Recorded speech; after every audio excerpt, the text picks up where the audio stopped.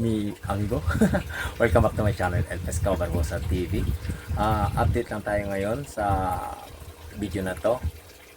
Gusto ko lang i-share yung mga ganap dito sa loob ng aking fish room kung gaano nakakalat. Yun lang. Update sa buwan ng, ano tayo ngayon? June?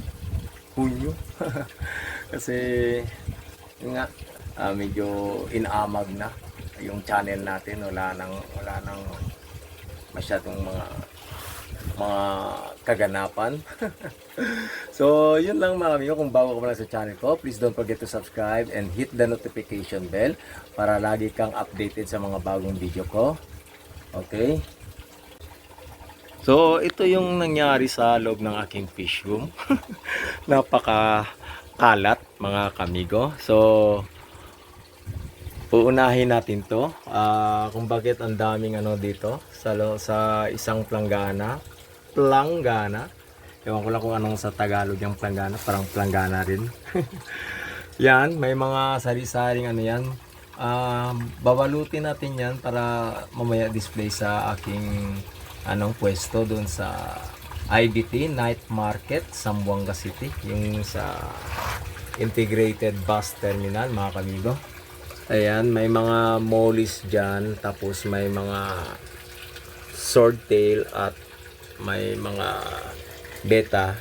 Bali, tinanggal ko yan sa plastic kasi pinapahinga ko muna sila ng saglit. At tapos pinapakain ng konti lang, tapos yun ang buhay nila. Pasensya na, sorry lang po. Babalutin na naman natin kaya para may pang display tayo mamaya.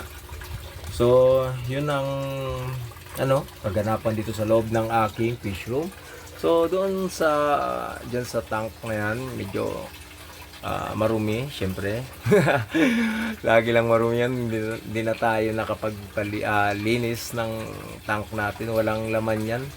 Ay, parang may natira pa ng ilang piraso ng swordtail dyan. Tapos dito yung bago kong nabili na goldfish, lahi ng Bakulao Oranda, if I'm not mistaken. Kung hindi po tayo nagkakamali. Yan, so yan, kukuha din tayo ng ilang piraso dyan. Babalutin natin, tapos try natin i-display mamaya kung may bibili ba. Siyempre meron lang yan. Sa akin sana, gusto ko sana ito alagaan kasi gusto ko rin magkaroon ng goldfish. Gusto ko hintayin to na yung itsura nila pag sila ay totally na adult na, yung malaki na talaga, malaki na size. Kaso lang medyo minsan kinakabahan ako dahil sa itong goldfish ay medyo maselan, lalong lalo na pag wala silang oxygen. Nahihirapan ako, tapos yung lugar namin laging brownout, blackout. So yun, dito naman tayo sa kabilang yan, kalat nga, walang laman yan. Tapos doon walang laman. Dito sa aking rock, yan, may konting yan, beta dyan, pero mga junior size, napakaliit pa talaga. Ito isang mga crown tail mascot. Kung hindi tayo nagkakamali, mascot ata na yan. Dali, i-focus natin.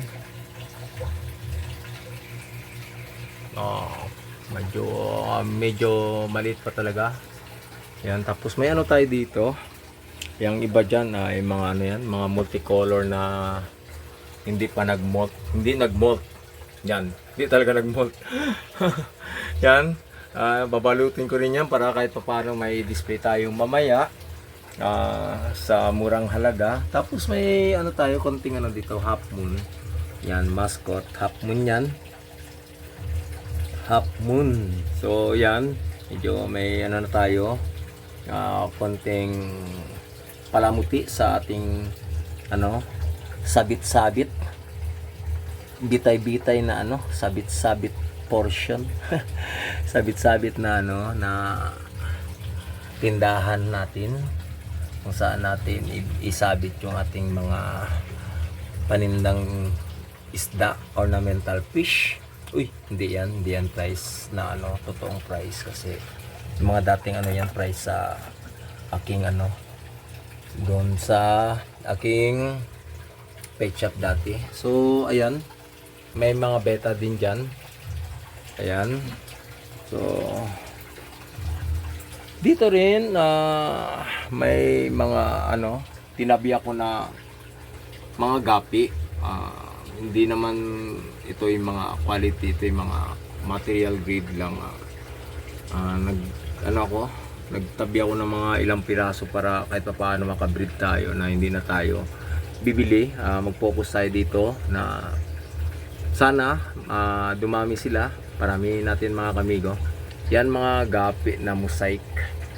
Ayan.